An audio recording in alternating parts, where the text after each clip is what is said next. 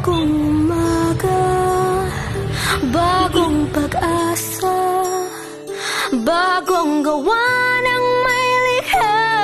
Makikita, bumangon ka at muling magsimula. Huwag padadala.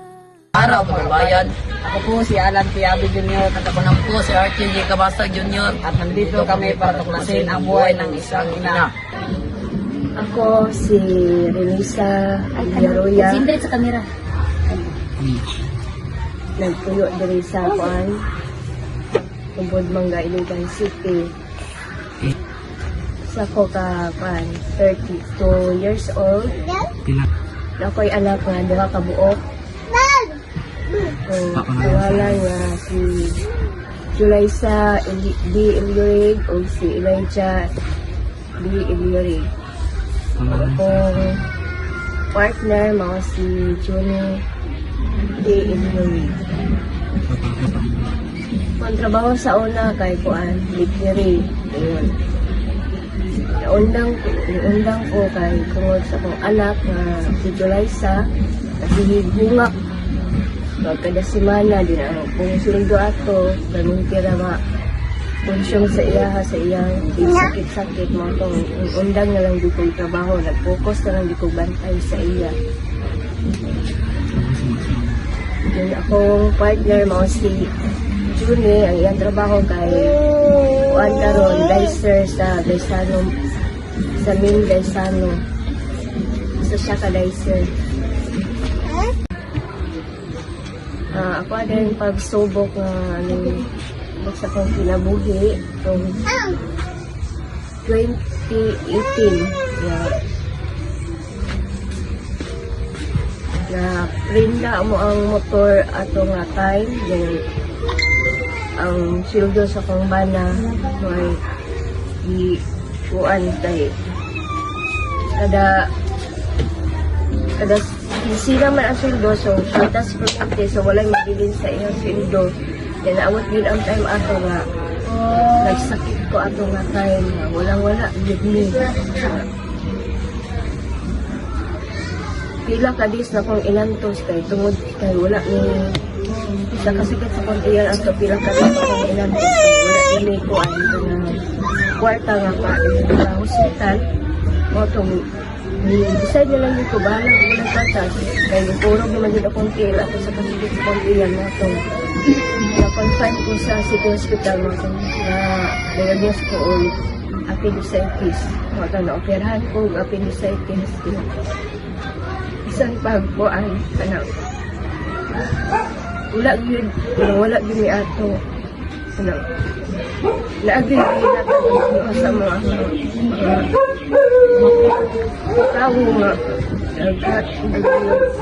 basta mag-provide sa mo ang natabang nga wala niya kasagdi nga isang lagi isuon ko na po ato nga shoulder sa mong paglahan ng makakalaw ato siya makakuha na lang niya ako kwarta kung wato siya sa tumansa wato siya sa diba nga mag-drug siya sikad so para nami wala siya mabili na mo nga pagkaon adlaw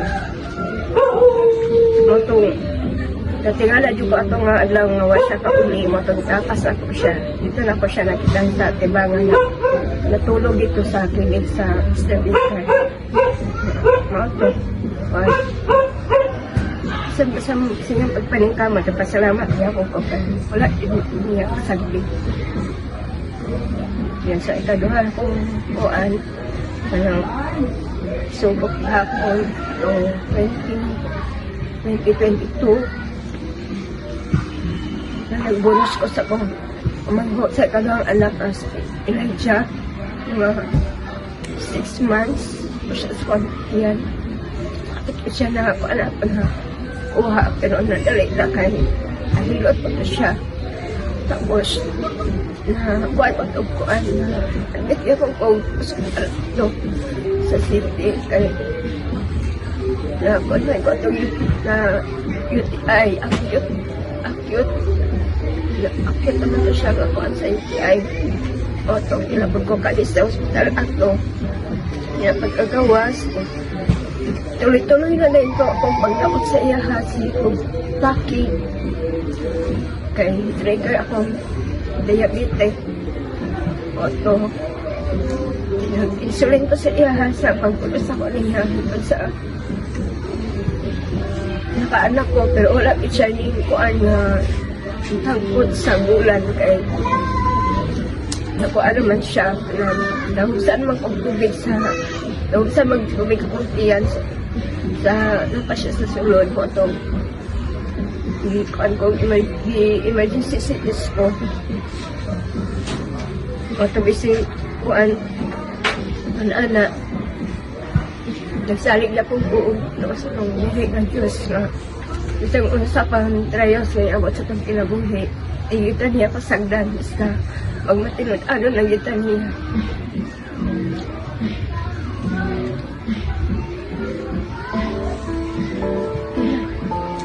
Sa lahat ng panahon ay nasa itaas tayo. Minsan ay nasa ibaba rin tayo.